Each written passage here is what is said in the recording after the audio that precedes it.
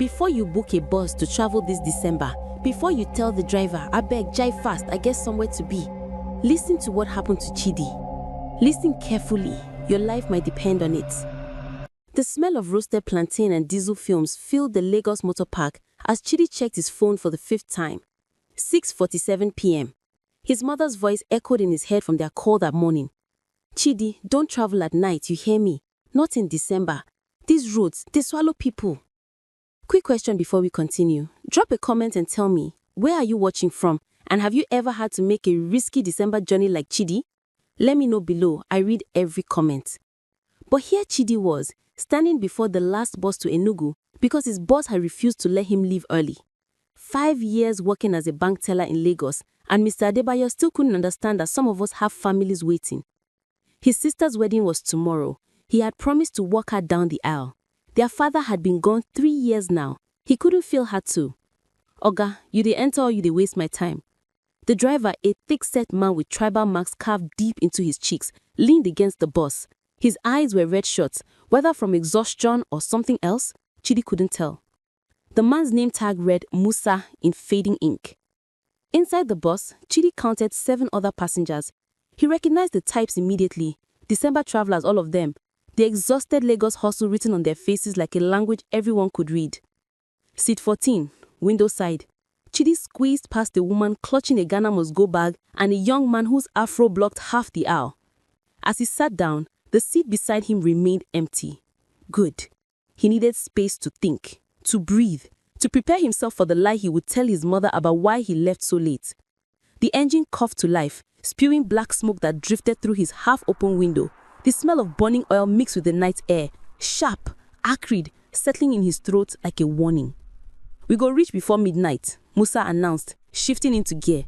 The bus lurched forward and Lagos began to fade behind them.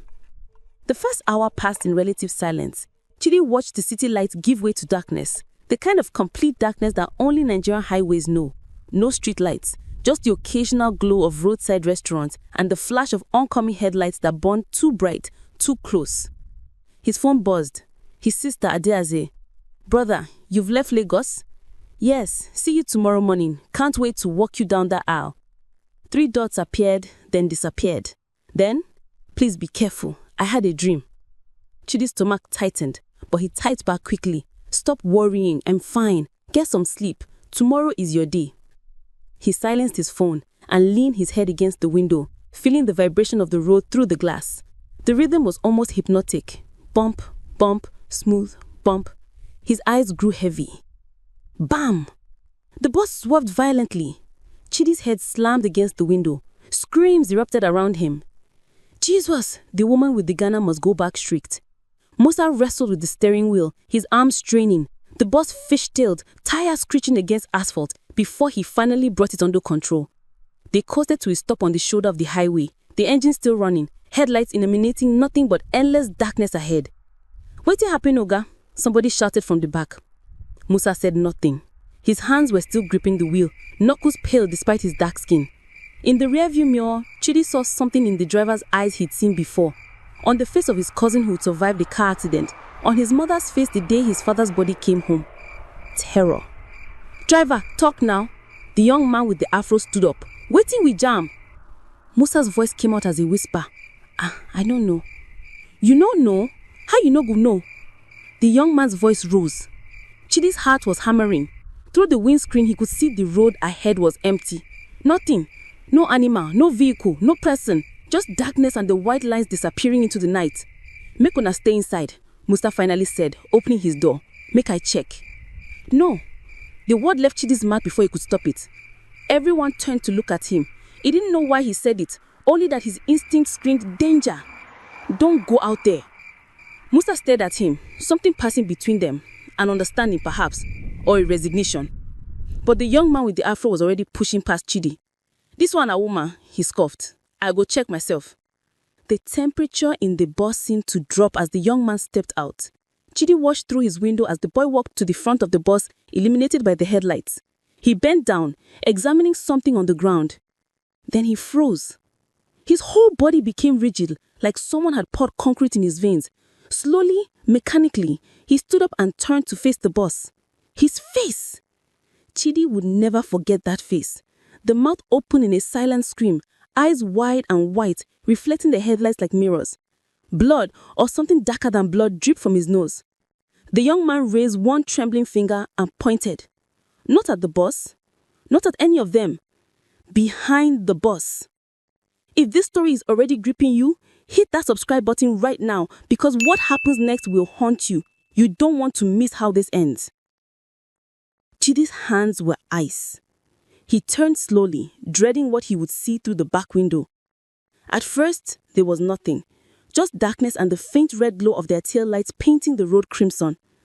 Then his eyes adjusted, and he saw them. Figures, standing in a line across the highway, maybe 20 meters back. 7, no, 9. No, he couldn't count them because they kept shifting, multiplying in his peripheral vision. Solid one moment and smoke the next. Then don't follow us. The woman with the Ghana must go bag's voice shook. I tell my husband make I no travel. I tell him, but he said I did talk nonsense. Shut up, someone hissed. Make they not hear us. They don't already see us, Musa said quietly. Then we follow since we pass Ore. The words hit Chidi like cold water. You know? Chidi's voice cracked. You know and you kept driving? What do you want make I do? Make I stop for Ore and tell you now say spirits they follow us? You for enter? Any of you? Silence. Because he was right. They would have called him mad, taken another bus, and that bus would have... Chidi didn't want to think about it. My brother traveled this road last December. A woman in the back spoke the first time. Her voice was hollow, scraped clean of emotions. Then found the bus 3 days later. All the passengers just they sit inside like they sleep, but their eyes will open. Then look get scratch. No accident. The driver say he no remember anything, saying that only him wake up. Then lock him up for madhouse. So what we go do now? The woman with the Ghana must go back was crying now, mascara tracking down her cheeks like tiny rivers. Chidi thought of her day as in her hotel room in Enugu, probably pacing now, checking her phone every 5 minutes. He thought of the white wedding dress hanging in her closet waiting for him. Thought of his father's empty seat that he was supposed to fill. No. The young man with the afro was still standing outside, frozen, pointing. Chidi could see him shaking now, tremors running through his body like electric currents. We have to get him back inside, Chidi said, his legs somehow moving despite the fear flooding his system. His hands found the door handle. Sit down, Musa commanded. I beg you, sit. But Chidi was already out. The December air hit him like a wall. Cold, yes, but wrong. It smelled wrong, like rust and burning rubber, and something underneath that made his stomach churn. Something ancient, something hungry. His feet touched the asphalt and he felt spongy, alive. The sensation crawled up through his shoes, his legs, settling in his bones like a vibration he could feel, but couldn't hear. Brother, Chidi called out softly. The young man didn't respond. Up close, he could see his eyes were not reflecting the headlights at all. They were glowing from within, a pale yellow light that pulsed in rhythm. With what? Then he heard it. Drums. Distant, but getting closer. Not the drums from wedding ceremonies or church services. These were older, deeper, each beat matching his pulse until he couldn't tell where his heartbeat ended and the drums began. Boom, boom, boom. The figures behind the bus were moving now, not walking, gliding, getting closer. We have to go now. Chidi grabbed the young man's arm and it was like touching a corpse. Cold, stiff, but the contact broke whatever spell held him. The yellow light died in his eyes and he gasped, sucking in air like a drowning man. They want, the young man wheezed. They want the offering. What offering? But the young man was already stumbling back to the bus, and Chidi had to half drag, half carry him. Behind them, the figures were gliding faster, their forms more solid now. He could make out details he wished he couldn't. Tattered clothes from decades past, faces with features that didn't quite align correctly, mouths that opened too wide. They reached the door. Chidi shoved the young man inside and followed, and Musa slammed the door shut behind them with a force that rattled the windows. Drive, Chidi shouted, drive! But Musa was staring at the dashboard. It no go start. What? The engine, it die. The drumming was louder now, so loud Chidi could feel it in his teeth. Through the windscreen, he saw them. The figures had formed a circle around the bus. 9 of them. No, 12. No. Stop counting, he told himself. Stop looking. But he couldn't. One of them stepped closer to his window. It had been a woman once. Her wrapper was the style his grandmother used to wear. Her hair in the threading pattern that went out of fashion before Chidi was born. But her eyes. She pressed her palm against his window. The glass frosted instantly under her touch, spider webbing with cracks. Her mouth moved, forming words she couldn't hear, but somehow understood. December roads demand their price. Waiting then once, the woman with the Ghana must go bag sobbed. Money? We get money. Take 'em. It's not money they want, the woman from the bag said quietly. She had pulled something from her bag, a small leather pouch that smelt of herbs and smoke. She opened the pouch and poured red powder into her palm. Uda seeds, Chidi recognized, and something else, something that made her eyes water. But them get weakness, she continued. They no fit touch person wey no dey fear. They feed on fear, on our rush, on our carelessness. She looked directly at Chidi. Why you come out for that boy? You know they fear? Chidi thought about it. His hands were still shaking, his heart still racing. But when he saw the young man standing there, frozen, all he could think about was Adaize's face when she found out her brother didn't make it. When she had to walk down that aisle alone, just like their father's funeral. When Chidi had stood by the grave, wondering if he had done enough, been enough. I dey fear, he admitted. But I fear something else past this. I fear make my sister wake up tomorrow and I know they there. The woman nodded slowly. Now person wey get something to protect always pass person wey just dey run. She moved to the front of the bus, sprinkling the powder on the dashboard, the steering wheel, and Musa's hands. She was chanting something in Igbo, old Igbo, the kind his grandmother used to speak, that always sounded more like music than words. The figures outside began to waver. Everybody, the woman commanded. Think of person wey dey for you. No think about waiting there outside. Think about tomorrow. Think about the person you promise say you go reach. Chidi closed his eyes. Adaize. Her laughter sounded like their mother's. The way she used to hold his hand when she was scared, back when they were children, and their father would tell them ghost stories. The way she had held his hand at their father's funeral and whispered, I still get you, right? You no go leave me. Never. I go always there for you, he promised. The bus shuddered once. The engine turned over twice. Come on, Musa muttered, coaxing it. Come on, baby. Start for me. The figures were pressing closer now, their forms becoming more solid, more real. The one at Chidi's window had been joined by others. They were scratching at the glass, and with each scratch, Chidi could hear whispers in his mind, promises of rest, of sleep, of giving up this exhausting journey, and just... But then he heard something else. Through the chaos, through the drumming, and the whispers, and the scratching, his phone buzzed. A text from Adaize. I'm wearing Mama's necklace tomorrow, the one Papa gave her. I wish he could see me, but you'll be there. That's enough. That's everything. Drive safe, brother. Something broke inside Chidi, or maybe something solidified. He pressed his palm against the window, right where the spirit's hand rested, separated only by cracking glass. You can't have me, he said quietly. My sister, they wait. The engine roared to life. Musa didn't wait. He slammed the bus into gear and floored it. The spirits scattered like smoke, their forms dissipating as the bus surged forward. Through the back window, Chidi watched them recede into darkness. And for a moment, just a moment, he thought he saw them differently. Not as monsters, but as people. Lost people who'd made the same journey, who'd been rushing home to someone, who'd been careless for just a moment, and that moment had cost them everything. The bus flew down the highway, Musa's hands steady now, his eyes clear. The woman with the Ghana must go bag was praying loudly in Yoruba. Her hands clasped so tight her knuckles were white. The young man with the afro sat trembling in his seat, tears streaming down his face silently. We go reach, the woman from the back said. But when you na reach, not tell nobody this story for 3 days, make the spirits forget you na face first. Chidi nodded, though he knew he would never forget. None of them would. The hours passed differently after that, faster somehow, like they had slipped through a fold in time.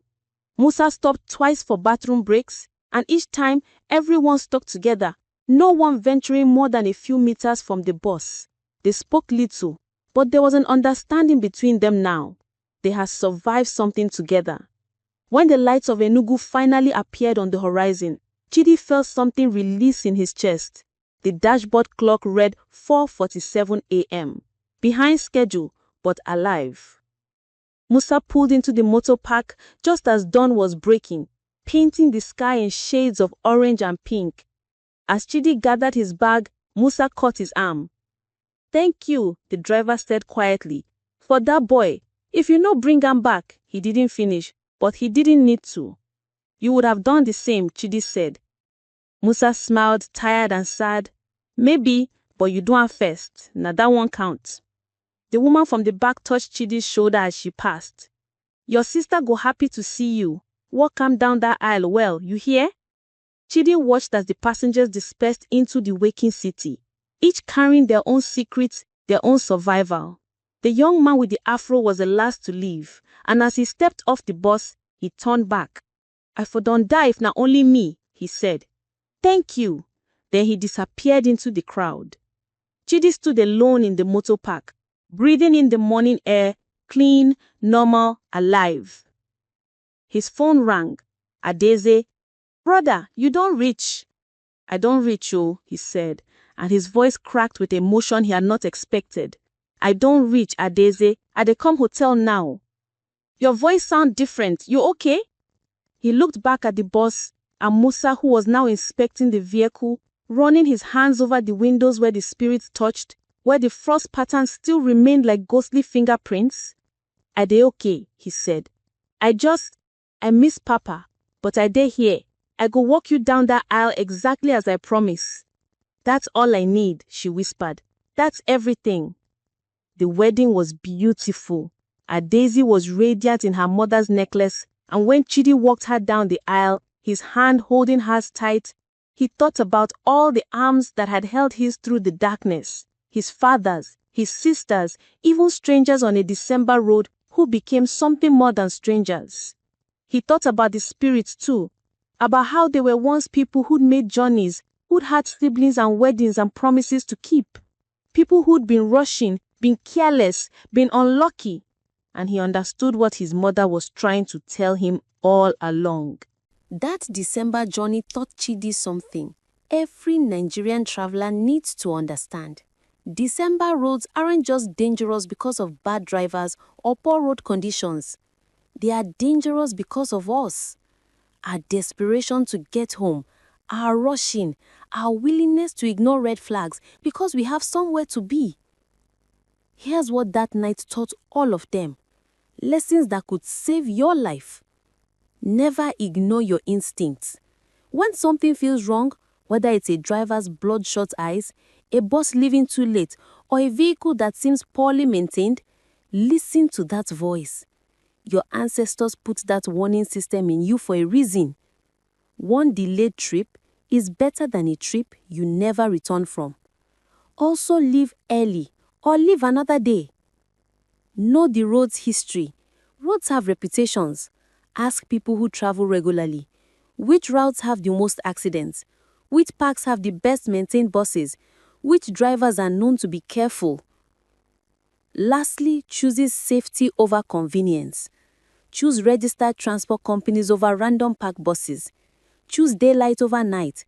Choose an extra day of travel over rushing. Choose arriving late over not arriving at all. Adaeze didn't need Chidi to risk his life to make it to her wedding. She needed him alive. Your family doesn't need you to die trying to reach them for Christmas. They need you to arrive safely, even if it's late, even if it's after the celebration. There will be other Christmases, other celebrations, but there's only one you. If this story made you think twice about your December travel plans, you've already learned the most important lesson. Share this story with someone who is planning to travel this season.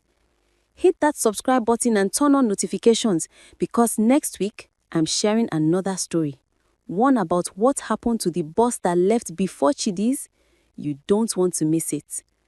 Comment below. Have you ever had a close call on a December road journey? What's your rule for staying safe during holiday travel? Let's learn from each other. Your story might save someone's life. Travel safe, arrive alive. Everything else can wait.